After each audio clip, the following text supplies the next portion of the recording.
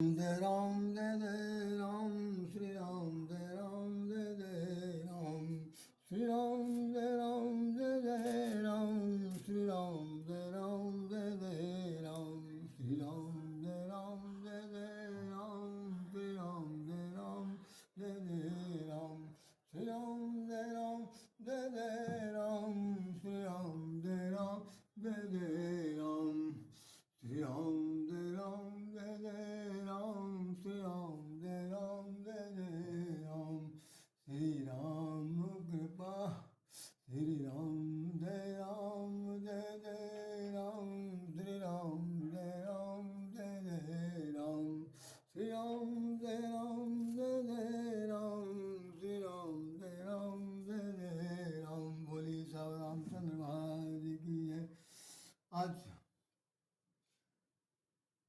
अंतर्राष्ट्रीय योग दिवस है, जैसा आप देख रहे हैं। और ये कल हमने आपसे कहा था कि मैं उसका दूसरा भाग आपको आज बताऊंगा, तो इस संबंध में मैं आपके सामने उपस्थित हूँ। ये अंतर्राष्ट्रीय योग दिवस है। इस पर लिखा हुआ है कि अंतर्राष्ट्रीय योग संगीत दिवस आज विशेषज्ञों ने जान लिए किस तरह एक दूसरे से जुड़े हुए हैं दोनों। कि सेहत के लिए दो चीज़ की आवश्यकता है। सेहत के लिए दो चीज़ की आवश्यकता है, एक का नाम मीत है और दूसरे का नाम संगीत है। मीत और संगीत के बीच में कितना बड़ा तारतम्य है, इस बात को यहाँ पर बताने की बड़ी भारी चेष्टा की गई है। दूसरा, आज आप देख रहे हैं कि हमारे प्रधानमंत्री यशस्वी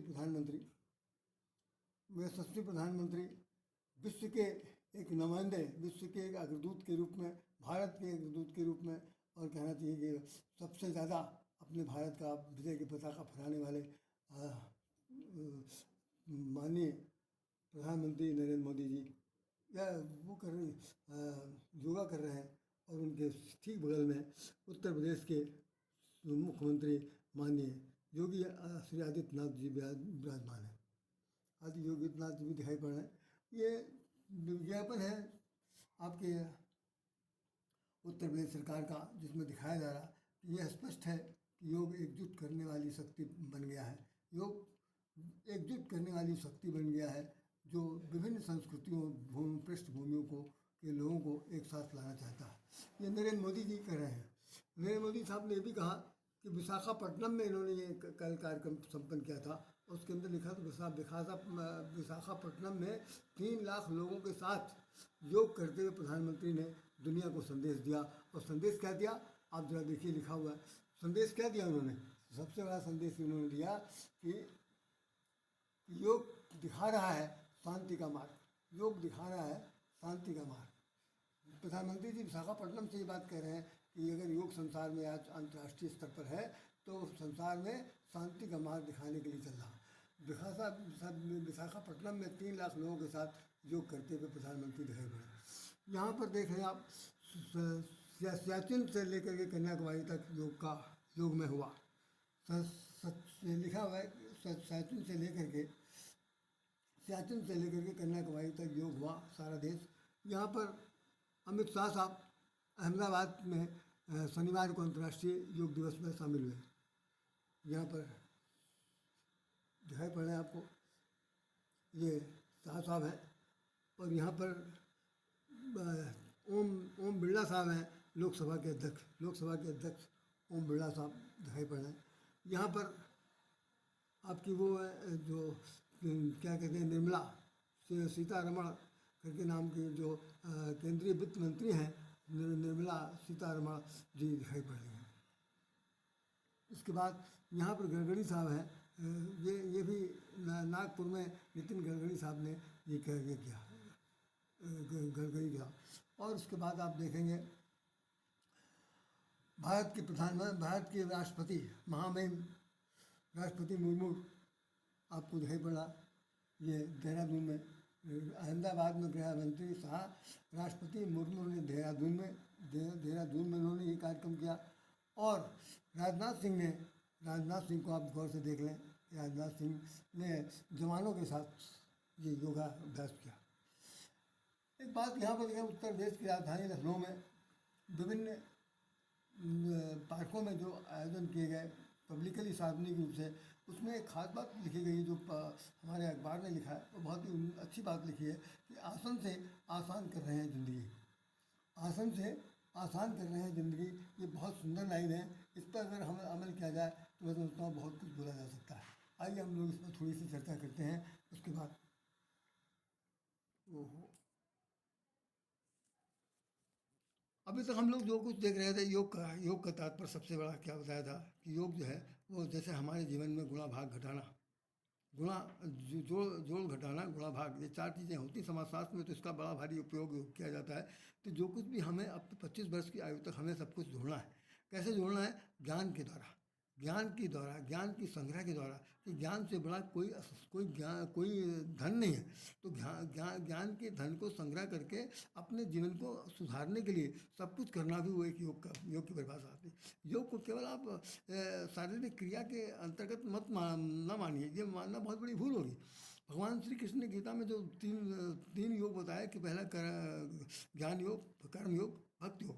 तो ज्ञान के द्वारा अपने आप को इतना पुष्टित कर लीजिए, इतना ज़्यादा परिपक्व कर लीजिए, इतना मिच्योर कर लीजिए कि आपको फिर इफ एंड बैट करने की जरूरत न रह जाए। हर तरह की अच्छी बुराई चीज़, अच्छी और बुरी चीज़ का ज्ञान होना चाहिए। आदमी की ज़्यादातर आयु जो है 50 साल, आज के परिवेश में जो खान पान चल रहा है उसमें आज के परिवेश में 50 साल के बाद आदमी की स्थिति धीरे धीरे ह्रास होने लगती है। जैसे आपने देखा होगा, जब कभी कोई ग्राफ बनाता है तो ग्राफ में पहले पहले वो शिखरोत्तर चलता है, शिखर तक जाता है, उसके बाद फिर डिक्लाइन होता, नीचे आता। एक्सलेशन जो त्वरण की तरह से डिक्लाइन नीचे की तरफ आ रहा।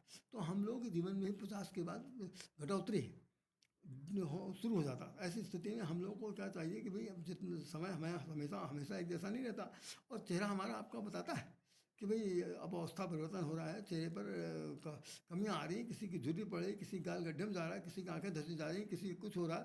तो अब भाई डॉक्टर तो अपने हिसाब से दवा दे करके आपको ठीक करे, लेकिन दवा देने से कुछ काम नहीं बनने वाला। तो उसके लिए सिर्फ ये है कि अगर आपने ज्ञान अर्जन पहले से कर रखा है तो आप देखेंगे उस ज्ञान के द्वारा आप सब कुछ प्राप्त कर सकते हैं। ज्ञान के द्वारा अपनी खोई हुई शक्ति को फिर से अर्जित कर सकते हैं। ज्ञान के द्वारा आप अपने आप को फिर से मान मंडित कर सकते हैं। और नहीं तो ज्ञान के होते हुए भी अगर उसका कोई उपयोग नहीं है, आपके अंदर एक अहमता भरी हुई है, तो आप चाहे जहाँ जिस विद्यालय में चले जाइए, चाहे जिस सोसाइटी में चले जाइए, चाहे किसी भी क्लास में चले जाइए, सब कहीं जाने के बाद भी आपका जो अहम है वो आपको आगे बढ़ने नहीं देगा। तो भगवान श्री कृष्ण ने जो गीता में संदेश दिया उसमें उन्होंने एक बात बहुत बड़ी बताई है कि सबसे पहले चीज़ है कि हमारे आपके जीवन में जो तीन चीज़ें हैं, ये इसको आप ये हम कल की व्यायाम से बात नहीं कर रहे हैं। व्यायाम में तो सब क्या चीज़ देखेंगे, आपसे खासतौर से देखेंगे उसमें क्या चीज़ सिखाया जा रहा है कि तीन चीज़ें महत्वपूर्ण होती हैं। तीन चीज़ें बहुत महत्वपूर्ण हैं जो योग के अंदर पहला तो जो क्रियात्मक जो क्रिया की जा रही है कर्म के द्वारा, तो उसमें आपका ये अनुलोम विलोम, बाएं से घिसटिए, सांस लीजिए, छोड़िए। फिर उसके बाद फिर ये है कि ओम का उच्चारण करें। ओम का उच्चारण करने के लिए कहा जा रहा है कि अगर 6 मिनट तक आप प्रतिदिन ओम का उच्चारण करते हैं तो 1-2 महीने के बाद आपके जीवन में इतना बड़ा परिवर्तन आएगा कि ओम के द्वारा शरीर के अंदर वो शक्ति आ जाएगी जिसकी आपको अभी तक खोज नहीं मिली। तो वो ओम है क्या चीज़? ओम में ब्रह्मा विष्णु महेश तीनों समाहित हैं। और तो ब्रह्मा जो सृजन करने वाले, तो आपके अंदर से अगर कोई चीज़ विसर्जित हो रही है तो उसका सृजन करने के लिए ब्रह्मा का दायित्व मिल जाएगा ओम के अंदर। और भगवान विष्णु जो है बीचों मध्य में बैठे हैं, तो उस ओम के बीचों बीच में मध्य में बैठे हुए तो वो आपके पालन में भी अपनी पूरी पूरी भूमिका अदा करेंगे। ये ऐसा नहीं कि अदा नहीं कर रहे हैं, लेकिन ये ओम का जो एक एक्सटर्नल यूज़ है, उसके बाद फिर भगवान शंकर जो है उन सभी अंदर की जो कमियां हैं, किसी प्रकार की जो कहना चाहिए विषाखा विष है, जो जहर है, जो प्रकार कहना चाहिए कि आपके खान पान में जो जहरीला पदार्थ निकलता है, जैसे पसीने के माध्यम से, यूरिन के माध्यम से, अन्य किसी माध्यम से जो निकलता है, उसको वो निकालने में पूरी तरह सहायता करेंगे।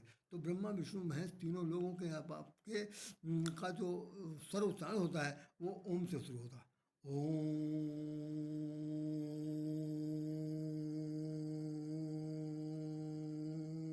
उसी तरह से तो आकार मकार सब कुछ उसमें मिल करके बना हुआ है। तो ये खासतौर से बताया जा रहा है कि भाई भगवान श्री कृष्ण ने कहा कि आपको करना क्या है कि मन को बहुत ही शांत चित्त तो हो नहीं सकता, जो उन्होंने स्पष्ट कर दिया गीता में, आप पढ़ लीजिएगा। मैं आपको बता दूं अभी 1 सेकंड में, ये कह दिया कि गीता में भगवान श्री कृष्ण कह रहे हैं कि मन किसी प्रकार से इतना चंचल है कि स्थिर होने की स्थिति में बिल्कुल नहीं है। उसको अभ्यास के द्वारा केवल आप अपनी दिशा मोड़ सकते हैं। तो अगर आपने अपना लक्ष्य बना लिया है किसी भी काम को करने के लिए, तो उस लक्ष्य की प्राप्ति के लिए आपको क्या करना है कि दृढ़ निश्चयी होना है। दृढ़ निश्चय होने के बाद आप वो काम करेंगे जिससे आपका योग सुधरे। तो अभी मैं जो बता रहा था कि जैसे मान लीजिए कि कोई कहीं से कोई मेन पोल है जहाँ से बिजली आती है, आपके घर में सपोज नहीं है, आप घर माने ये शरीर, इस शरीर के अंदर वो ताकत नहीं है, वो ऊर्जा नहीं है, जो आत्म बल नहीं है, वो आत्मशक्ति नहीं है, वो ईश्वर की जो अद्भुत सत्ता है उसका कोई प्रादुर्भाव नहीं है। तो हमको अगर मुख्य धारा से जुड़ना है तो क्या करेंगे? अगर हमारे तार जो है इधर उधर फैले पड़े हैं तो उन तारों को अगर टूटे फूटे हैं तो उसे जोड़ लेंगे। जोड़ने के बाद उसमें प्लग की ज़रूरत है, प्लग लगा लेंगे। लगाने के बाद प्लग का होता नहीं टॉप प्लग की क्या, जैसे ही आप उसमें जोड़ेंगे तुरंत आपके शरीर में करंट दौड़ जाएगा। तो ये करंट दौड़ जाना उस तरह कुंडली के जगाना है। कुंडलियों में भी 8-7 प्रकार की कुंडलियाँ हैं जिनसे सब कुछ ये होता है। तो कहने का सिर्फ भाव सिर्फ इतना ही है कि आपके मन में जितनी भी भावनाएं हैं सारा काम जो है मन करता है। मन जितना चलायमान है वो आपको तो गर्तोमुखी बना सकता है और आपको ऊपर की तरफ ले जाने में भी कभी कभी बाधाएं पहुंचाता है, कभी कभी यथार्थ हो जाता है। लेकिन ये हम आपके मनोबल पर नहीं बल्कि दृढ़ इच्छा शक्ति पर डिपेंड करेगा। तो जैसे ये जो हमने आपको बताया कि आपको करना क्या है कि आपको योग करते समय ये ध्यान रखना है कि जो जितनी भी व्यायाम सिखाए जा रहे हैं ये केवल शरीर की बाह्य बाह्य जो टूटा फूटा चीज़ है उसको जैसे टिप टाप करना, टिप टाप करना होता है ना कि हमारे हमारे क्या है कि हम लोगों की सबसे बड़ा मूलभूत उद्देश्य उद्देश्य क्या है? उद्देश्य सबसे बड़ा है कि फिटनेस, फिटनेस हमारी बॉडी को चाहिए। तो जिस तरह बॉडी को फिटनेस चाहिए उसी तरह हमारे मनोबल के अंदर भी फिटनेस चाहिए। तो जब तक मनोबल में फिटनेस नहीं आएगी तब तक शरीर में कहाँ से आ जाएगी? तो शरीर को बनाने के लिए आपके मनोबल के अंदर फिटनेस की बड़ी ज़रूरत है। वो फिटनेस तब आ सकती है जबकि ईश्वर से जुड़ा हुआ तत्व आपके सामने आ जाए। तो जो ईश्वर आपको कभी नहीं दिखाई पड़ा और न कभी दिखाई पड़ेगा तो वो दिखाई पड़ सकता है कब? जब आपकी चेतना जो है एकाग्रचित होकर के आप उसकी तरफ चल रही है जिधर की तरफ अभी तक आप नहीं चले थे। तो इन सब चीज़ों को ध्यान में रखना है। बहुत कुछ बताने के लिए है, हम कहाँ तक आपको बता सकते हैं। बस ये कि ज्ञान के द्वारा आप अपने आप को मार्गदर्शन सही ढंग से लीजिए और कर्म के द्वारा वो काम कीजिए जिससे आपके शरीर में जो ह्रास हो रहा, जो क्षरण हो रहा, जो कमी हो रही है उस कमी को दूर किया जा सकता है। और अब तपोबल एक सब बहुत शक्ति मानी जाती है। तपोबल उसे कह सकते हैं उन तब से तप के द्वारा। तप माने ये नहीं है कि जंगलात में जाकर के तप किया जाए, आँख मूंद करके बैठ जाता नहीं। तब माने किसी भी चीज़ को बहुत ही निर्णायक बिंदु तक ले जाने के लिए आपका जो नियम संयम है वो मनोबल का काम करेगा, तपोबल काम करेगा। फिर आपकी भक्ति आपके सामने आएगी। भक्ति का यहाँ पर तात्पर्य मैं सिर्फ इतना बता दूँ कि जैसे भक्ति योग है उसमें योग भक्त का मतलब ये है कि जो कभी विभक्त नहीं हो सकता। हर चीज़ जो विभक्त हो जाएगी वो टूट के अलग हो जाएगी, 10 टुकड़े हो जाएंगे, 20 हो जाएंगे, कुछ भी हो जाएंगे, लेकिन भक्ति अलग नहीं हो सकती। भक्ति जो है वो स्वतंत्र है। भक्ति स्वतंत्र परम पर सकल गुण खानी। रामचरित मानस ने लिखा कि भक्ति जो स्वतंत्र है और सकल गुण खानी है। वो भक्ति कब मिल सकती है? जब आपके मन में समर्पण आ जाएगा। अर्जुन के जीवन में समर्पण कब आया? जब ज्ञान प्राप्त करने के बाद भी वो नहीं समझा और तर्क करता रहा। भगवान ने उससे यही कहा कि देख भाई अब ऐसा है कि तुम्हारे सामने मारने वाले खड़े हैं और ये तुमको मारेंगे और तुम अगर इनको नहीं मारोगे, पीठ दिखा दोगे, तुम्हारी सबसे बड़ी बेइज्जती होगी, तुम क्षत्रिय कुल पैदा होगा। और उससे भी दूर हट करके जो लोग कहेंगे कि भाई धनुर्धारी तुम थे और तुम पीठ दिखाए चले गए, तो इससे ज़्यादा नीचता और बेइज्जती कोई बात नहीं हो सकती। इसलिए तुमको अब करना क्या है कि इनको तुम तुम निमित्त बन जाओ। इनको तो हमने पहले ही मार दिया था जब इनका जन्म हुआ था, उस समय इनकी तारीख लिखी जा चुकी थी। तो ये मेरे द्वारा मारे जा चुके हैं और उन्होंने अपने विराट रूप में दिखा दिया। तो ये सब गीता का संदेश है, उसमें हमें कुछ नहीं जाना है। अब योग का तात्पर्य आपको सिर्फ इतना ही समझना है कि योग ऐसी चीज़ है जो अभी तक जुड़ी नहीं थी, जिससे हम अभी तक अपना जुड़ाव तो चाहते थे लेकिन जुड़ नहीं पाए थे। उनसे जुड़ने के लिए हमारा दृढ़ संपर्क, पक्का इरादा, वेल डिटर्मिनेशन, ये जब तक नहीं होगा तब तक योग की कोई भी भूमिका हम आपके जीवन में फलीभूत नहीं हो सकती। जैसे ये 5 उंगलियां हैं, 5 उंगलियों के अंदर भी कोई इसमें पंडित लोग बताते हैं ये पहाड़ है, ये दिशा है, ये फलाना है, धमाका है, इसमें ये ये ये ये ये इसमें गुरु हैं, इसमें इसके अंदर जो है राहु केतु बैठे हुए हैं, इसके अंदर सूरज है, इसमें ये इस तरह करके 10 उंगलियों में 10 है।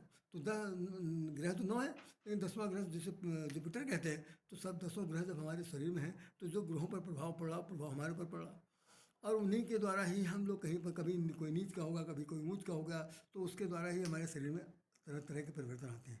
उन परिवर्तनों को करने के लिए एक ही मात्र ये है कि अगर हम भगवान के साथ जुड़ जाएंगे उनका नाद सुनेंगे। नाद जो ओम का नाद है, ये बताते हैं कि जो अंतरिक्ष में जो लोग चले जाते हैं उनको पता रहता है कि जो अंतरिक्ष में अभी भी ओम का उच्चारण करने पर ओम का ही स्वर निकलता है, उसका इको तुरंत प्रतिध्वनि दिखाई सुनाई पड़ती है। तो ये सब चीज़ें ज्ञान की बात है और कर्म के द्वारा आपको करना है। करने के बाद आप अपने आप को कितना सुडोल प्रकांड, प्रकांड भी नहीं कह सकता, मैं कह सकता हूँ इतने आप को स्वस्थ बना सकते हैं कि आपको किसी का मोहताज नहीं पड़ेगा कि अगर कभी मृत्यु की सैया पर भी लेटे होंगे तो अपना काम अपने आप कर देने की क्षमता आप में आ जाएगी। आप योग के बारे में एक बात और बता दूँ कि हमारे रामचरितमानस में जितने भी लोग हैं वो बहुत सारे ऐसे हैं कि योग के द्वारा उन्होंने अपने आप को भस्मसात कर लिया। तो योगा अग्नि एक होती है, योग के द्वारा अग्नि पैदा की जाती है। जैसे सती जी ने क्या किया, अस कहीं योग योग अग्नितम द्वारा, उन्होंने ऐसा दक्ष के दरबार में, अपने पिताजी के दरबार में उन्होंने अपना संकल्प लिया और योगाग्नि में भस्मसात कर दिया, आत्मदा कर दिया। योग की प्रक्रिया करने में आप देख लेंगे उसका उसका नाम आता है, जो अगस्त मुनि के जो शिष्य थे सुतीक्षण, उन्होंने योग के द्वारा ख़त्म कर दिया। वो उनका उनका नाम आता है आपके सबरी का। सबरी ने भी योग क्रिया के द्वारा अपने आप को समाप्त किया, जो मतंग ऋषि की शिष्या थी। तो ऐसे बहुत सारे लोग प्रमाण होते हैं। तो कहने का मतलब यह है कि योग के अंदर एक अग्नि है। उससे सबसे बड़ी बात यह है कि सब कुछ अभी तक ना बता करके जो लास्ट सेंटेंस बताने जा रहा हूँ उसमें योग के अंदर जो ओम का उच्चारण होता है या अनुलोम विलोम किया जाता है या कपाल भाती कहते हैं या भ्रमरी कहते हैं, इसमें सिर्फ यही है कि इसके द्वारा ऑक्सीजन की भरपूर मात्रा जब आपके शरीर में भर जाएगी, रोम रोम में भर जाएगी, ऑक्सीजन के अंदर घुल मिलित हो जाएगी, घुल मिल जाएगी, तो खून में ऑक्सीजन घुल मिल जाएगा तो आपका शरीर वैसे ही दैदीप्यमान मान हो जाएगा, दैदीप्यमान मान जाएगा। आपके अंदर तेजस्व की भूमिका दिखाने वाला तेज होगा, और नहीं तो भाई मुरझाया हुआ तो है ही है। शरीर तो धीरे धीरे मुरझा ही था, उसको कर क्या सकते हैं। तो जो बाकी चीज़ों, हाथ इधर फैलाओ उधर फैलाओ, ऊपर ले जाओ नीचे ले जाओ, टांग इधर खिलाओ, बटरफ्लाई करो, ये सब व्यायाम है शरीर को चुस्त करने के लिए, एक्टिव बनाने के लिए है। लेकिन असली चीज़ जो है, जो मन को तुष्ट बनाना है, पुष्ट बनाना है, मनोबली बलवान बनाना है, ईश्वर से जुड़ाव रखना है, तो योग जो है ये बताता है कि हम अभी तक जहाँ तक दूर थे, हम अभी तक जिस तरह से अपने आप को अलग किए थे, नहीं अब हम अलग नहीं हैं, न कोई मुझसे अलग है न हम उससे अलग हैं, न भगवान मुझसे अलग है न हम भगवान से अलग हैं। बस केवल हमारी सोच समझ जो थी वही हमको अपने आप को गतोमुखी ले जा रही थी। अब हम भगवान से भगवान के हो गए, भगवान हमारे हो गए। ईश्वर का यही आत्म साक्षात्कार आपको योग की विद्या पूर्ण रूप से सिखा देगा और बहुत वरिष्ठ हो जाएंगे। इन्हीं शब्दों के साथ राधे श्याम राधे आपको नमस्कार करता है। जय श्री